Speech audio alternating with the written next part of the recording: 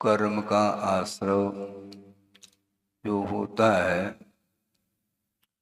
वह भावों के माध्यम से होता है और विशेष रूप से आश्रव जो होता है वह मन के माध्यम से होता है। एकेंद्रिय से लेकर के असंगी पंचेंद्रिय तक जो आश्रव की व्यवस्था है वह मन के अभाव में भी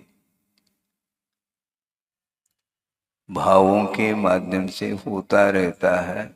वहाँ पर बुद्धि पूर्वक कोई भी आश्रव नहीं होता, केवल इच्छाएं होती हैं किंतु हितायत का बोध उन्हें नहीं रहता और बिना किसी पुरुषार्थ के भावों के माध्यम से वह आश्रव होता रहता है। किंतु संगी पंचेंद्रिय जो होता है उनकी जो भी क्रियाएं होती हैं वे मन मूलक हुआ करती है। सर्वप्रथम मन में भाव आता है कोई भी कार्य करने का तो उसके माध्यम से वह आश्रव प्रारंभ होता है। वह कार्य संपादित हो अथवा न हो ये अलग विषय है, किंतु परिणाम होते ही उसका कार्य प्रारंभ होता है।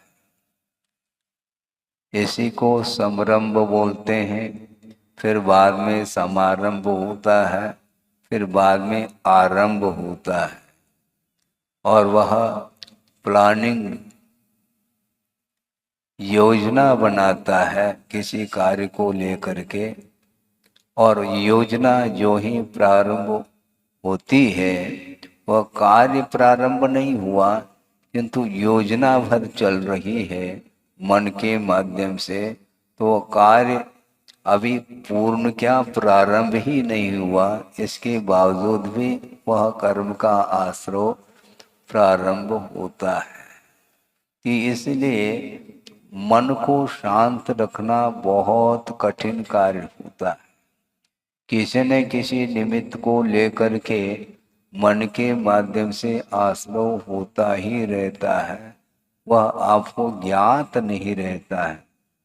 मन में विचार चलते ही रहते हैं किसी न किसी उद्देश्य को लेकर के, और उसके माध्यम से जो कर्म का आश्रव हो रहा है वह बुद्धि का विषय नहीं बन पाता। और इसी को आचार्यों ने अज्ञात भी कहा। अज्ञात का अर्थ बहुत स्पष्ट किया है। ज्ञात का अर्थ ये है कि बुद्धि पूर्वक मुझे ये करना है, इस प्रकार का जो भाव आता है वो तो ज्ञात के अंतर्गत आता है। किंतु अज्ञात का जो स्पष्टीकरण दिया है वह अपने आप में अद्भुत है। वह ये है कि मुझे ज्ञात नहीं है इसका नाम अज्ञात है, ऐसा नहीं है। मुझे ज्ञात नहीं है ये कार्य हुआ है, इसको अज्ञात की संज्ञा नहीं देते आचार्य।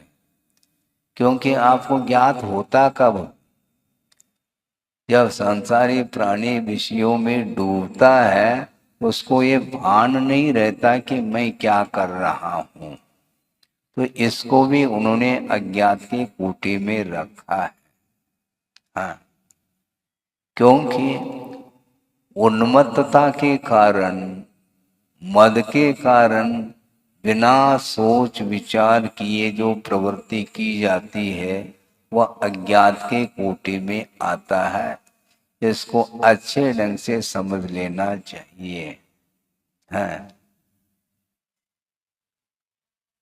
विषयों में लीन होता है वह सारा जो कार्य किया जा रहा है उसके द्वारा वह उसको ज्ञात नहीं। इसका अर्थ क्या?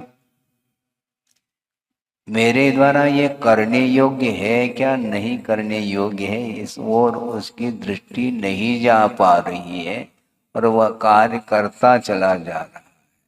क्योंकि मोह के वशभूत होकर के संसारी प्राणी वह पूर्वापर विचार किए बिना भी कार्य निरंतर करता ही रहता है, क्योंकि इच्छा शक्ति जागृत हुई है। विषयों की ओर जब मन चला जाता है तो उस समय होश हवास नहीं रहता है। और फिर कार्य होने के बाद अरे मेरे द्वारा ये कार्य हुआ है, नहीं होना चाहिए था। अच्छा, जो होने के बाद कह रहा है ये मेरे द्वारा करने योग्य नहीं था, किया क्यों तुमने? फिर ये किसके द्वारा कार्य किया गया, हमें बताओ तो सही। हाँ, बाद में पश्चाताप होता है। ये पश्चाताप का अर्थ क्या है? बाद में संताप उत्पन्न होता है, इसका नाम पश्चाताप। ताप का अर्थ संताप होता है। कार्य करने के बाद वह संताप का अनुभव करता है। कार्य करने के पहले यदि जागृति होती तो इस प्रकार का अनर्थ घटित हो ही नहीं सकता। लेकिन यह सावधानी रह कैसे सकती है? विषयों से, वह विषयों के प्रति जब आसक्ति बढ़ती चली जाती है तो उस समय करने योग्य नहीं करने योग्य, हिताहित उचित अनुचित, इसका कोई भी उसे बोध नहीं होता। जबकि उसके पास मन है, मन होते हुए भी मन का उपयोग नहीं करता, वो करने नहीं देता। ये मोह का ये परिणाम है, मोह की ये प्रकृति, उसका यह स्वभाव है कि आपको हमेशा भुलाव में डालना, ये मोह का ही कार्य माना जाता, और उस भुलाव में वह आ भी जाता है। फिर बाद में जो है ना, अनर्थ घटित होने के बाद फिर पश्चाताप की बात करता है। चोरी करता है उस समय उसको ज्ञात नहीं रहता कि इसका परिणाम क्या निकलने वाला है, और चोरी करने के उपरांत तो अब जेल तो जाना ही पड़ेगा। अब पश्चाताप करने से फायदा क्या है? पश्चाताप करने से फायदा क्या है? क्योंकि नहीं करने योग्य कार्य तुमने किया है तो उसके परिणाम से तुम डरते क्यों हो? संसारी प्राणी कृत्य तो करता है नहीं करने योग्य, किंतु उसका जब फल सामने आता है तो उसको भीति उत्पन्न होती है। तो आचार्य कहते हैं इस प्रकार भीति होने से काम नहीं चलेगा, क्योंकि पाप भीरु होना चाहिए। उस समय पाप से तो भीति उत्पन्न नहीं हुई, और पापमय कार्य करने के बाद जब उसका फल सामने आता है उस समय क्यों डरते हो तुम? हैं? इस प्रकार डरने से कोई माफ करेंगे क्या तुम्हें? संभव नहीं। कर्म एक ऐसा तत्व है, वह निष्पक्ष रहता है, कोई वह पक्षपात करता ही नहीं। और दूसरी बात यह है कि जो कर्मों का कर्ता होता है उसका फल का भोक्ता भी वही होता है, दूसरा नहीं हो सकता। कर्म का कर्ता कोई दूसरा हो और उसके फल का भोक्ता कोई दूसरा हो, ऐसा संभव नहीं है। तो महाराज इस प्रकार तो देखने में तो आ रहा है, कार्य कोई कर रहा है, उसका फल का भोक्ता कोई दूसरा हो रहा है? देखने में तो आता है। जैसे परिवार में कमाने वाला कोई है और खाने वाला वो कमा नहीं रहा है, तो उसका फल का भोक्ता तो हो गया महाराज। इस प्रकार आपके मन में ये विचार आ सकता है, पिताजी कमा रहे हैं और जो छोटा गोद का लड़का है वो न कमाता है न कुछ करता है, वह हाजिरी देता है, वो भोजन करता रहता है दिन भर, पता नहीं कितनी बार करता है। ये सारा सारा फल उसको कैसे मिल रहा है मुझे बताओ? आप कह सकते हैं, ये ध्यान रखो उसने भी पुण्य किया है अतीत में, तभी इस प्रकार की संयोजना हो रही है। उसका एकांत रूप से कोई भी पुण्य का उदय नहीं है और आपके द्वारा ही सब कुछ उसको मिल रहा है, ऐसा नहीं समझना चाहिए। चक्रवर्ती का पुण्य है, ठीक है, किंतु चक्रवर्ती के पुत्र का कोई पुण्य नहीं है, ऐसा थोड़ी कहा जा सकता है।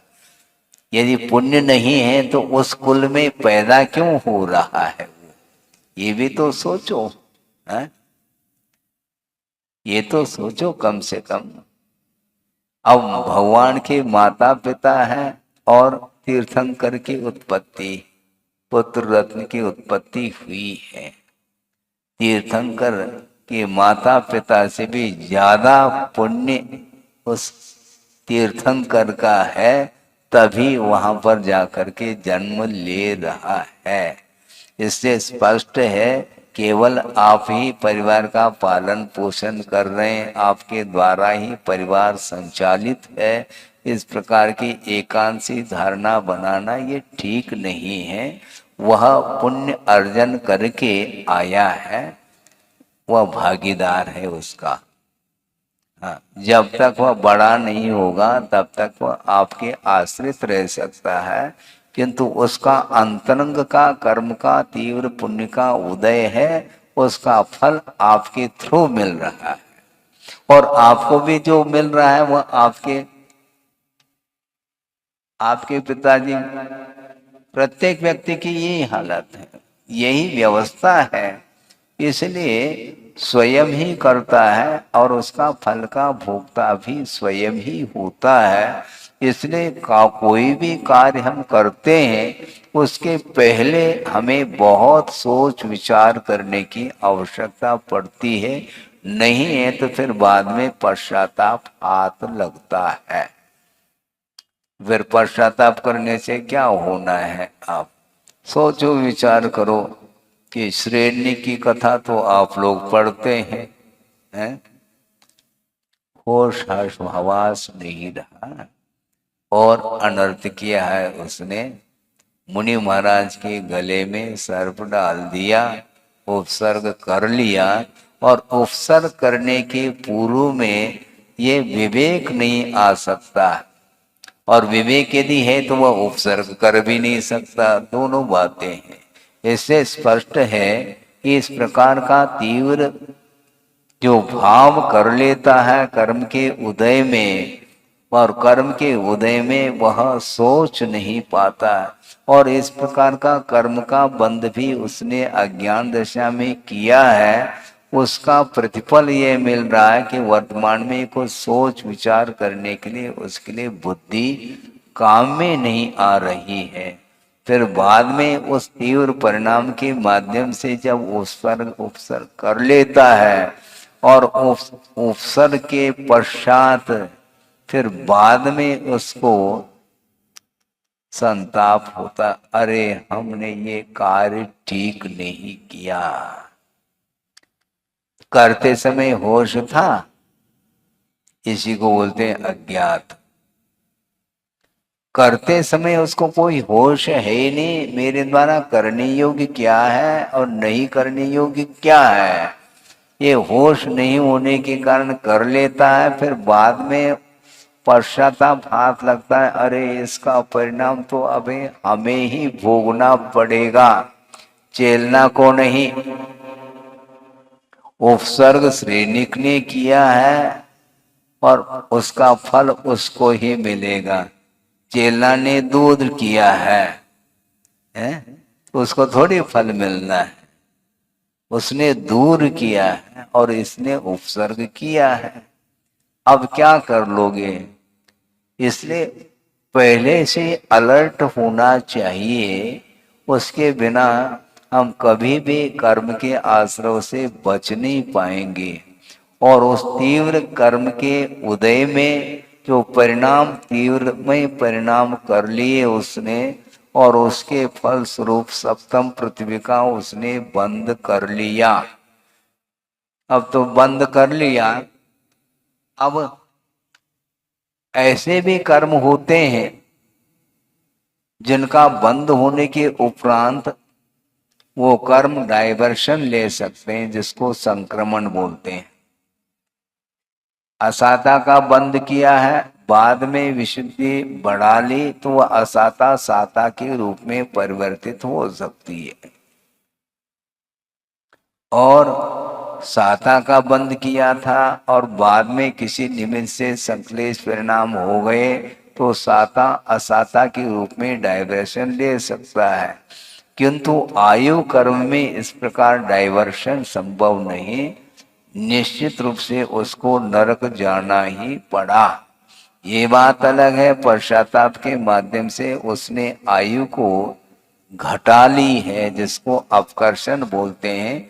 33 सागर की आयु को लेकर के बंद तो किया था, फिर बाद में उसने जो पश्चाताप किया, अपनी निंदा आलोचना आदि उसने किए, उसके फल स्वरूप वह उसकी स्थिति घट करके 84,000 रह जाती है।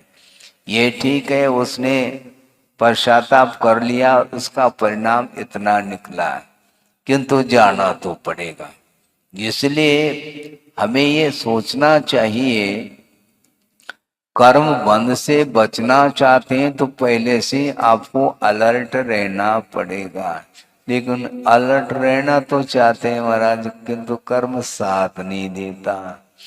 कर्म साथ क्यों देगा? आपने कर्म का साथ दिया है, यानी ध्यान रखा नहीं तुमने और इस प्रकार के अनर्थ किए हैं, तो उसके फलस्वरूप कर्म का आश्रय होता रहता है। और सबसे ज्यादा अधिक स्थिति को और अनुभव को लेकर के यदि आश्रय होता है तो वह संगी पंचेंद्री को ही होता है। यह सिद्धांत है। एक इंद्रिय से लेकर के असंगी पंचेंद्र तक भी कर्म बंद करते रहते हैं, अर्थात करते का अर्थ वह कर्म बंद होता रहता है, किंतु उसकी बुद्धि काम नहीं कर सकती क्योंकि मन का अभाव है। इसलिए मन का दुरुपयोग जो करता है उसका पतन होता है। एक इंद्रिय मर करके कभी भी नारकी नहीं होता। एक इंद्रिय से लेकर के चौरेंद्रिय तक नारकी नहीं बन सकते। और विशेष मन के आधार से जो कर्म का आश्रय होता है तो वह विशिष्ट संक्लेश परिणाम के साथ वह दुर्गति का पात्र बनता है। तो मन का सदुपयोग जो करता है उसका उत्थान होता है, और जो निरंतर मन का दुरुपयोग करता चला जाता है तो उसका पतन ही पतन है। भले ही वर्तमान भाव में तत्काल उसका पतन हो अथवा न हो, किंतु कालांतर में जाकर के वह अपना कर्म फल देगा। और वो देता भी क्या है? परिणाम हमने किए हैं, बांधा हमने है, और वह उदय में आकर के चला जा रहा है। तो महाराज फिर कर्म बंद होने के उपरांत कोई गुंजाइश है कि नहीं कुछ आगे बढ़ने के लिए? आचार्य कहते हैं कि कर्म के उदय में आप यदि पुरुषार्थ करते हैं तो नवीन कर्म से आप बच पाएंगे।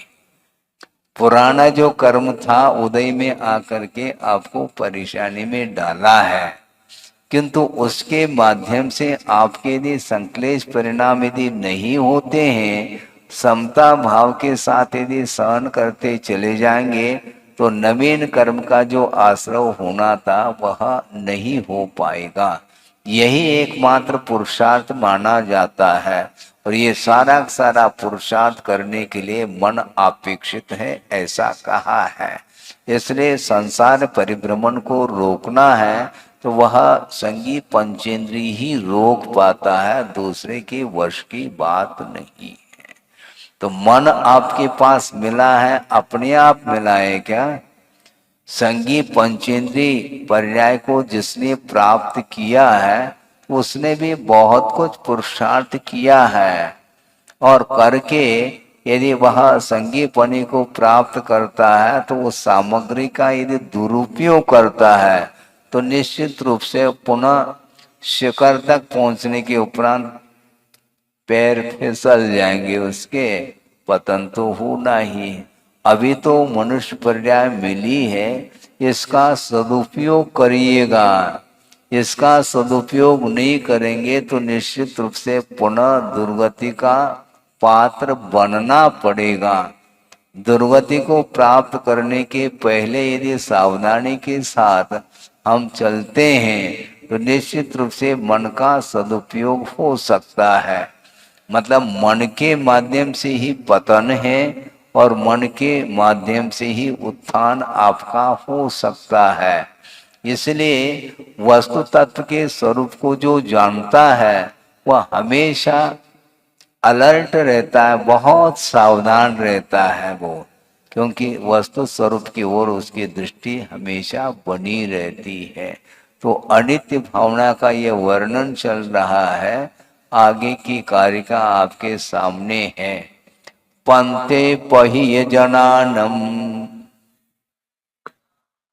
जह संजोवो हवे खनमित्तम बंधुजनानम च तहा संजोवो अद्धो होये। पंते पहिय जनानम जह संजोवो, मार्ग में कुछ पथिक लोगों का संयोग समागम हुआ है। आप चलते हैं मार्ग में और कुछ व्यक्तियों का समागम होता रहता है।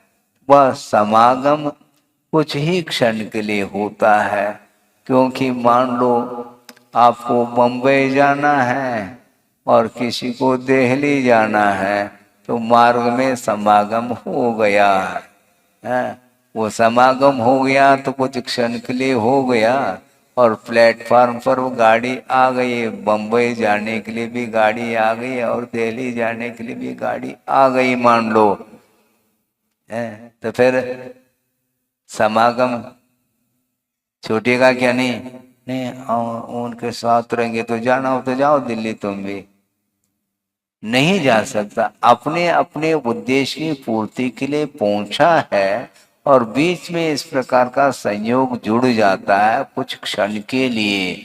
उसी प्रकार बंधुजनों का जो संयोग है वह ध्रुव नहीं, ऐसा कहा जा रहा है। ये बहुत कठिन होता है।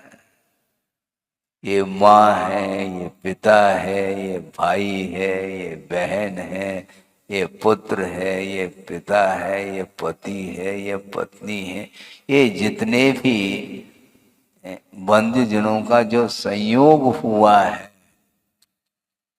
तो संयोग हुआ है तो वह संयोग निश्चित रूप से वियोग के लिए कारण होगा।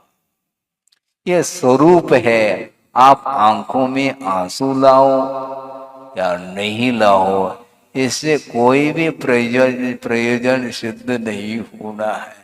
संयोग हुआ है तो वियोग होगा। इस प्रकार का बोध जिसे प्राप्त है तो वह कभी भी वियोग में दुख का अनुभव नहीं करता, दुखी नहीं होता, क्योंकि वस्तु तत्व उसके सामने आ रहा है, क्योंकि कुछ क्षण के लिए ही संयोग होता है। और संयोग मूला दुखे न, संयोग मूला एक कारिका आती है, संयोग मूला जीवेन प्राप्ता दुख परंपरा। हाँ, संयोग के माध्यम से ही इस जीव ने दुख को प्राप्त कर लिया। दुख की परंपरा के लिए यदि कोई कारण है तो उसमें संयोग है, और जिसको संयोग इष्ट है तो फिर ठीक है, फिर दुख से डरते क्यों हो? क्योंकि सुख का समागम होता है तो वह आनंदित रहता है, इसलिए संयोग को वह चाहता है, लेकिन उसका प्रतिफल आगे क्या निकलने वाला है ये उसे ज्ञात नहीं। भारी समस्या है। इसलिए सोच विचार करके संयोग को अपनाना चाहिए, बल्कि संयोग को अपनाना ही नहीं चाहिए, क्योंकि पहले कीचड़ में पैर डाल करके धोने की अपेक्षा उसमें प्रवेश करना ठीक नहीं, लेकिन ध्यान नहीं रहता। है, ध्यान रहता नहीं, बाद में देख लेंगे। बाद में क्या देख लोगे? बुरी तरह से जब फंस जाओगे तो उस समय भगवान याद आता है। फिर भगवान ऐसा कौन सा कर्म का उदय आया? उदय क्या, तुमने बांधा है तो उदय में तो आएगा, उसको कौन रोक सकता है? प्रवेश करने के पहले, गृहस्थ आश्रम में प्रवेश करने के पहले सोचते, वो सोचने में नहीं आता,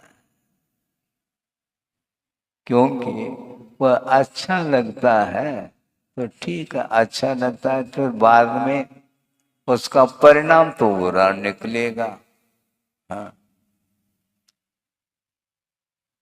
इसलिए होश हवास होकर के वह कार्य करता रहता है। एक किम्पाक फल होता है, वो देखने में बहुत सुहाना, लाल सुर्ख जैसे टमाटर हो या और कोई भी हो, इस प्रकार दिखता है वो देखने में, किंतु उसका स्वाद लेोगे तो बस स्वीट पॉइजन, मीठा जहर है वो।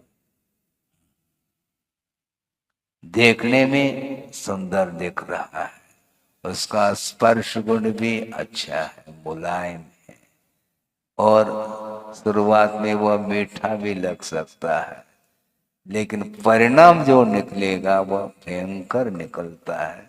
उसी प्रकार ये पंचेंद्रिय के जो विषय हैं वे चखने में अच्छे लगते हैं, देखने में अच्छे लगते हैं, सूंघने में अच्छे लगते हैं, स्पर्श करने में भी अच्छा लगता है, और सुनने में भी अच्छा लगता है, सुनने में भी हाँ तसल्ली मिलती है? क्या बना है? हलवा पूड़ी। हाँ, देखा नहीं अभी आपने, ना हलवा को देखा, ना पूड़ी को देखा, ना मिठाई को देखा, किंतु मिठाई बनी है ऐसा सुनते ही एक अलग लहर आती है मन में।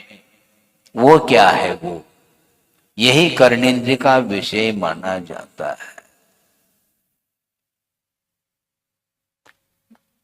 और उसके प्रति आसक्ति बढ़ती जाती है, फिर वह अजीर्ण होता चला जाता है, क्योंकि अति सर्वत्र वर्जित कहा है।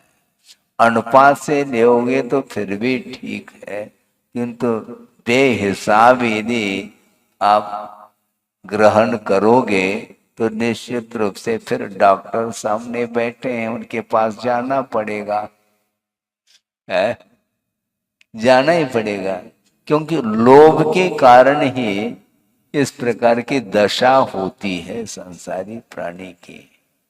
भूख लगी है, प्यास लगी है, बुझाना है, ठीक है, किंतु अनुपात से ले ना, नहीं, फिर सामने दिख जाए तो ऐसा लगता है कि पूरा ही पूरा ले लें, तो पूरा ले लो तो पूरी तरह से फिर डॉक्टर को सौंप दो अपने आप में, क्या करोगे?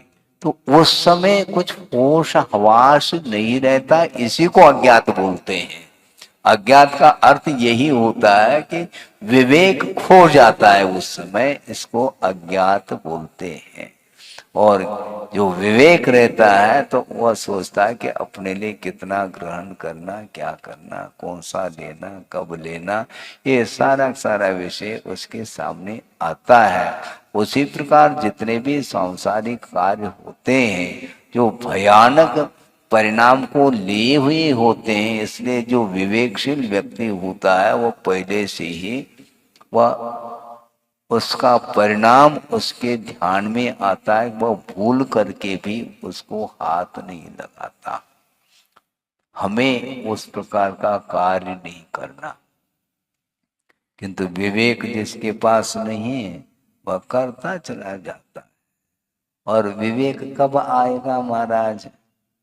इसका कोई काल है? Time period?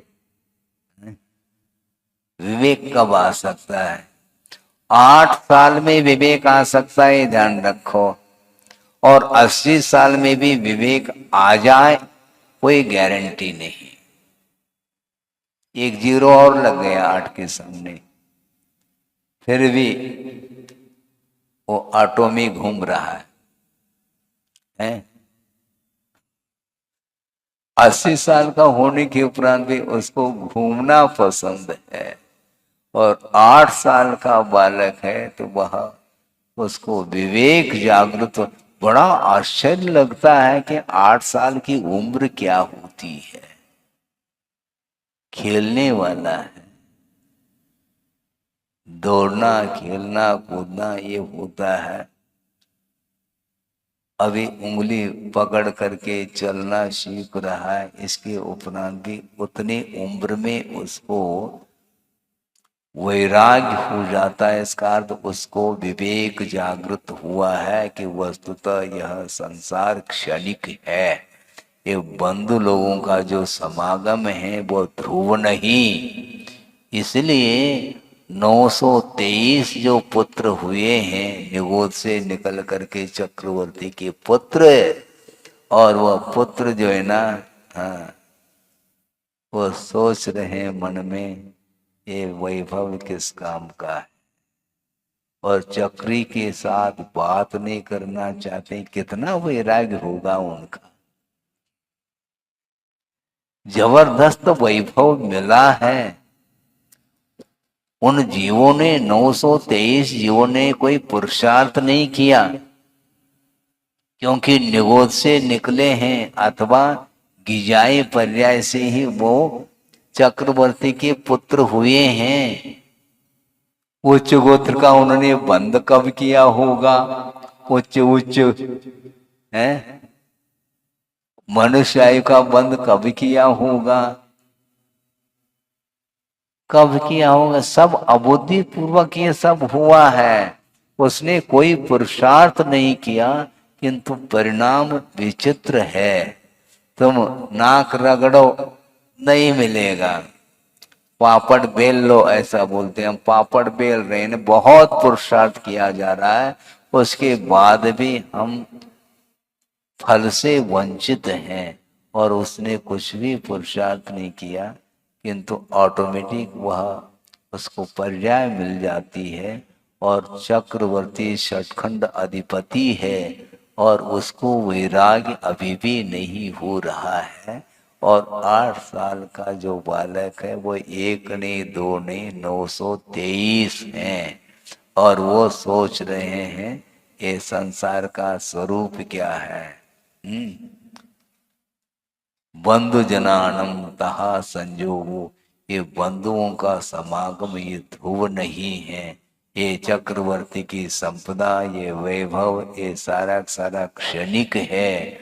इस प्रकार सोचने का भाव उसके अंदर कैसा आ रहा है।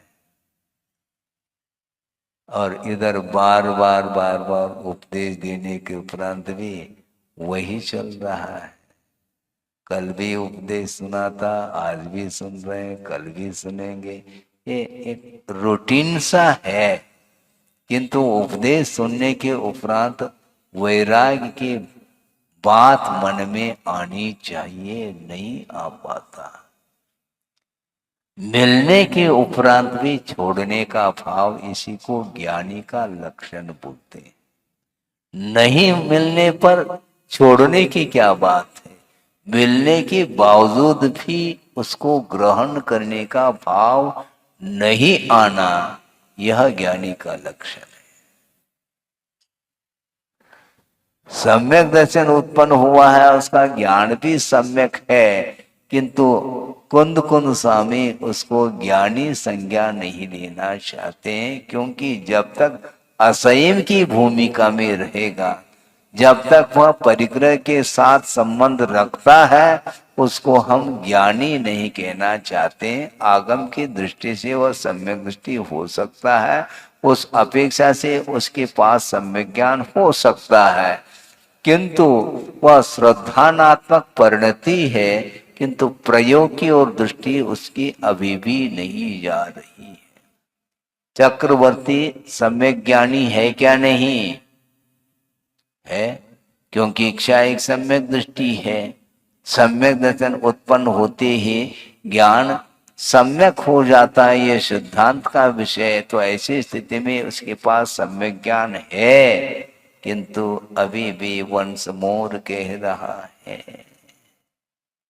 923 पुत्रों के लिए वैराग्य हो रहा है, हो चुका है, और चक्री के साथ वो बात नहीं करना चाहते हैं। इसके बाद भी चक्री को सोचना चाहिए था, है? पिताजी को सोचने में बात नहीं आ रही है और पुत्र के मन में बात कैसे आने लगी? वो नादान है, आप कह सकते हैं पुत्र को नादान है, किंतु पुत्र सोचता है तुम नादान हो, इसलिए तुम्हारे साथ बात करने में कोई फायदा नहीं है, कोई लाभ नहीं है, इसलिए मौन रह जाते हैं। तो चक्रवर्ती को चिंता होती है कि गूंगे तो नहीं है, क्योंकि पुत्र की चिंता मुझे थी, काफी दिन से पुत्र नहीं हो रहा है और पुत्र रत्न की प्राप्ति हो गई और 923 पुत्र उत्पन्न हुए हैं। इसके बावजूद भी हमारे साथ कोई वार्ता नहीं, मामला क्या है? वह चक्रवर्ती जाकर के भगवान से पूछता है, भगवान ऐसा कौन सा कर्म का उदय कि 923 पुत्र हुए तो हैं, किंतु सारे सारे मौन हैं, गूंगे तो नहीं? गूंगे नहीं हैं, वो बिल्कुल बोलते हैं, किंतु तुमसे नहीं बोलेंगे, हमसे बोलेंगे। बस तालियां बज गई, खत्म। वो भगवान से बोलेंगे क्योंकि वो भगवान बनना चाहते हैं। तुम यदि भगवान बनना चाहते हो तो तुमसे वो बोलेंगे। तुम तो अभी सिंहासन तुम्हारा छूट नहीं रहा, राज सिंहासन, इसलिए उनको राज करना नहीं, तुम ही करते रहो। हाँ, वन मैन शो, अकेले रहो। हाँ, हम आपके लिए बाधक सिद्ध हो सकते हैं, इसलिए पूरी तरह से उस राज का उपभोग आप ही कर लो, हमें करने की आवश्यकता नहीं। क्योंकि जाति स्मरण आदि हो जाता है तो अतीत का रिकॉर्ड इतिहास सामने आता है तो रोंगटे खड़े हो जाते हैं। मुझे अब लौटना नहीं है, मुझे लौटना नहीं। ये भाव उनके अंदर आया और वो निकल पड़े, क्योंकि उन्होंने वस्तु तत्व के स्वरूप को समझा ही नहीं, समीचीन चिंतन किया होगा, अनुप्रेक्षा उन्होंने की होगी और अनित्य का आभास उन्हें हो रहा था कि सारा सारा समागम ये केवल क्षणिक है। पथिक जनों का समागम जिस प्रकार क्षण मात्र के लिए होता है, उसी प्रकार बंधु जनों का जो समागम है, संयोग है, यह ध्रुव नहीं है, क्षणिक है। इस प्रकार उसके अंदर भाव आने लगा। देखो, सोचो, विचार करो, अतीत अनंत काल तक उसने निगोध पर्याय में ही व्यतीत किया है। अनंत काल किसको बोलते हैं? उसके बाद एक ही बार में जब वह चक्रवर्ती का पुत्र बना है, पहली बार संगी, पंचेंद्रिय और मनुष्य पर्याय को प्राप्त कर लिया और पुरुष बना है और पुरुषत्व दिखा रहा है, पुरुषार्थ कर रहा है। और हम और आप भी पुरुषार्थ करते हैं। क्या पुरुषार्थ करते हैं? कितने बार उपदेश सुने होंगे हम, उसने अतीत में एक बार भी उपदेश नहीं सुना है। सुना है? एक बार भी धर्म श्रवण किया नहीं, क्योंकि निगोध अवस्था में क्या धर्म श्रवण संभव है? संभव नहीं, मन ही नहीं है, कान ही नहीं है। कर्णेंद्रिय होने के उपरांत भी मन नहीं है तो धर्म श्रवण संभव नहीं।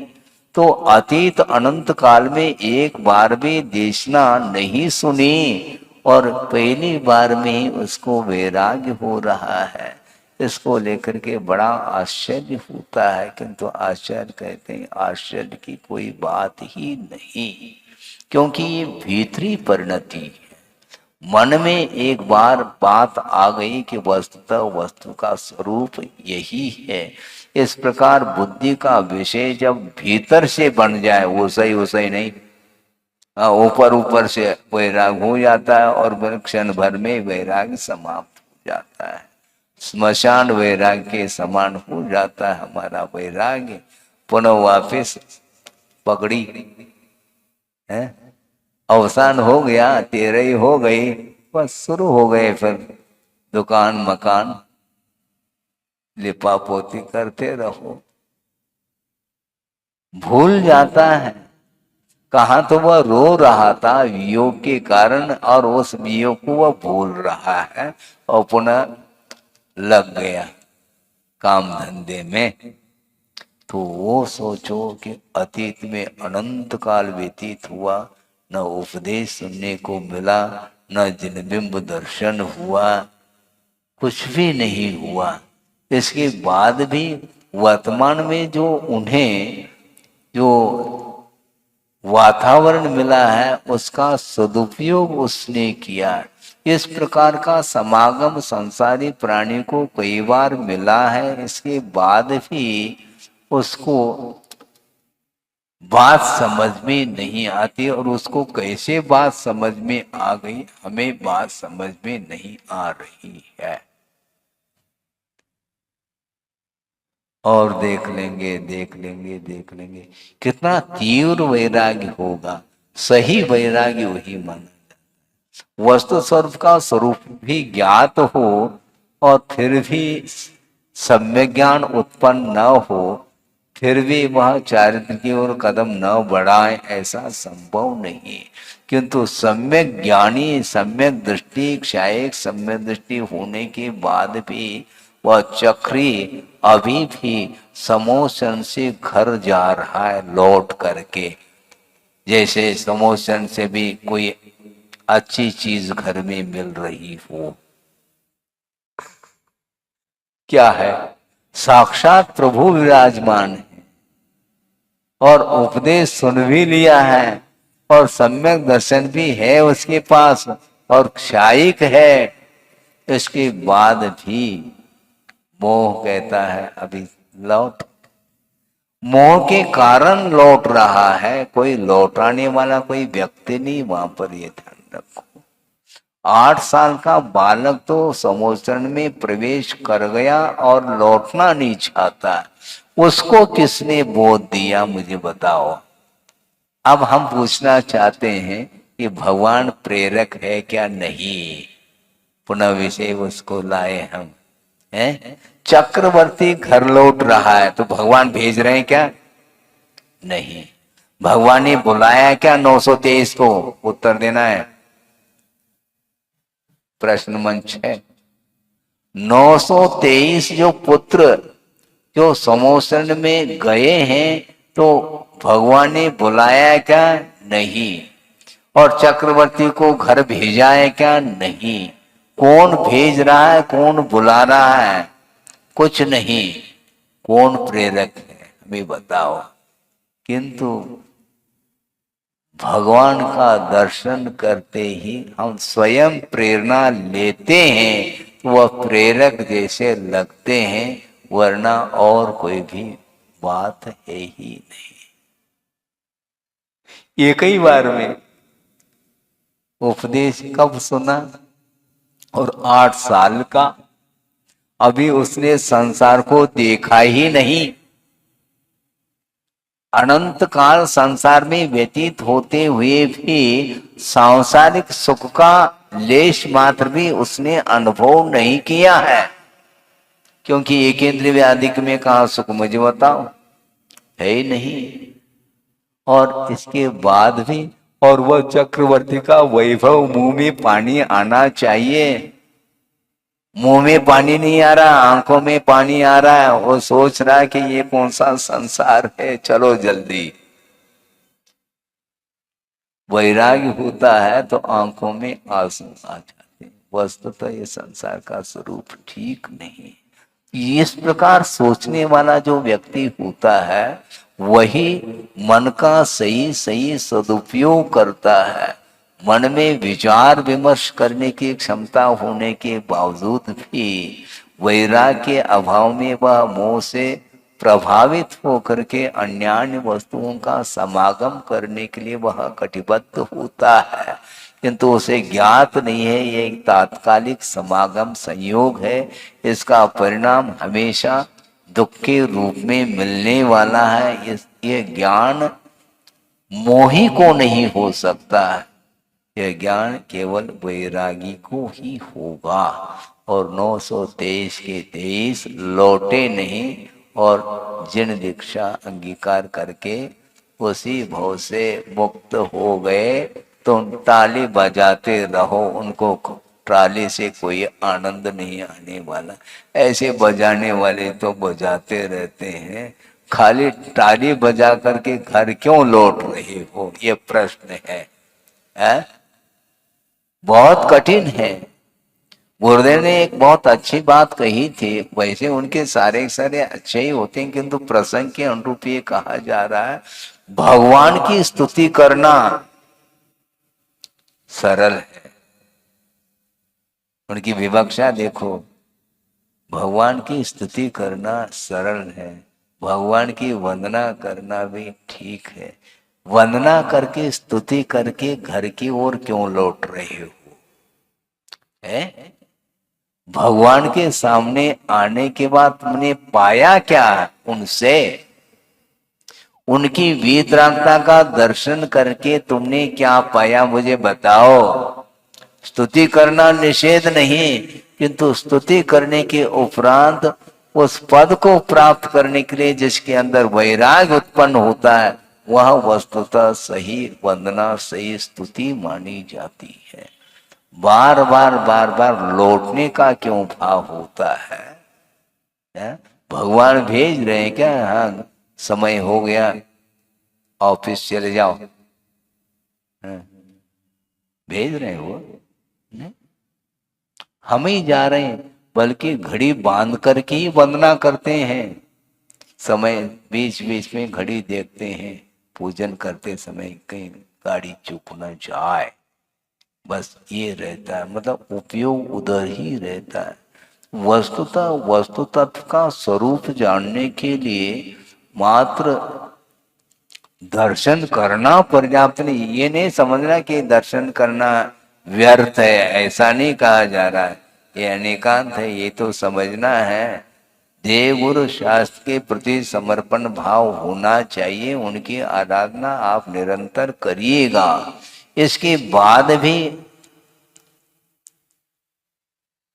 आश्रय पंच परमिष्ट का लेते हुए भी आपके अंदर विषयों के प्रति विरक्ति आनी चाहिए, क्योंकि प्रभु की आराधना के पीछे हमारा यही तो एक लक्ष्य है, अन्यथा और कौन सा लक्ष्य है? वहां पर जाने का अर्थ क्या है? वहां पर कुछ दे रहे हैं क्या भगवान? ये भगवान देते हैं ऐसी धारणा है, कई लोगों की धारणा होती है महाराज भगवान देते हैं, अच्छी बात है, भगवान देते हैं, बिल्कुल देते हैं। जाना फिर लौटना नहीं घर है, क्योंकि भगवान देते हैं, भगवान देते हैं, फिर रसोई घर में नहीं जाना है, क्योंकि भगवान ये सब कुछ दे रहे हैं ना। रसोई बनाना नहीं, भगवान देते हैं। दुकान खोलना नहीं, खोलने की आवश्यकता नहीं, भगवान ही नोट के बंडल देते हैं आपको। क्या है, क्या धारणा है हमें बताओ? भगवान काय को देंगे? क्योंकि जो संसार के लिए कारण है तो उसको वो आपको क्यों दें? क्या भगवान आपको संसार में रोकना चाहते हैं क्या? जब आपको संसार में रोकना नहीं चाहते हैं तो संसार की सामग्री वो क्यों दें आपको? देने योग्य वस्तु हो तो उन्होंने क्यों छोड़ा? ये प्रश्न है, बहुत बड़ा प्रश्न है? तीर्थंकर क्यों त्यागे? यदि हाँ यदि संसार में विशेष सुख मिलता है तो वो तीर्थंकर क्यों त्यागे, काहे को शिव साधन करते संयम से अनुरागे, ऐसी कोई पंक्ति आती है। विषयों में यदि सुख होता तो उन्होंने छोड़ा क्यों?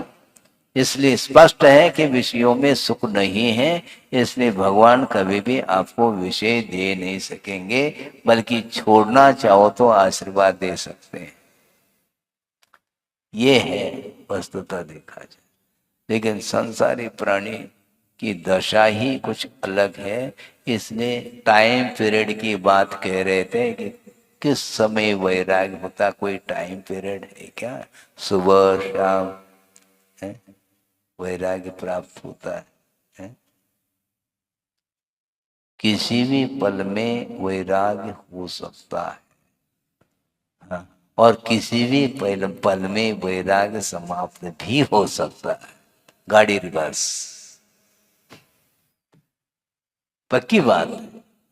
तो उसको देख करके हमें आश्चर्य लगता है कि अनंत काल तक एक बार भी जिसने देशना सुनी नहीं और उसको 8 साल में और वैभव मिलने के उपरांत भी वैराग्य, इसको बोलते हैं ज्ञानी का लक्षण।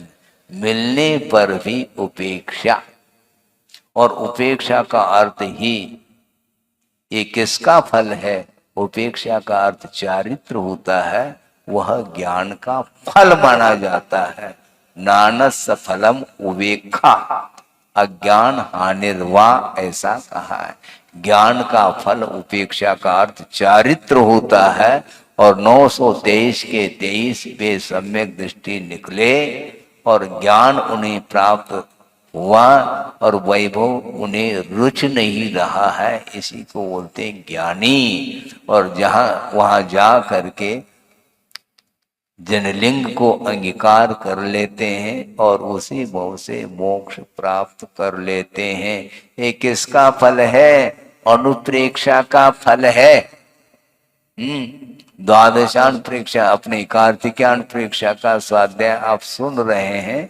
लगभग 15 दिन हो गए हैं, चातुर्मास में से 15 दिन निकल गए, कट गए।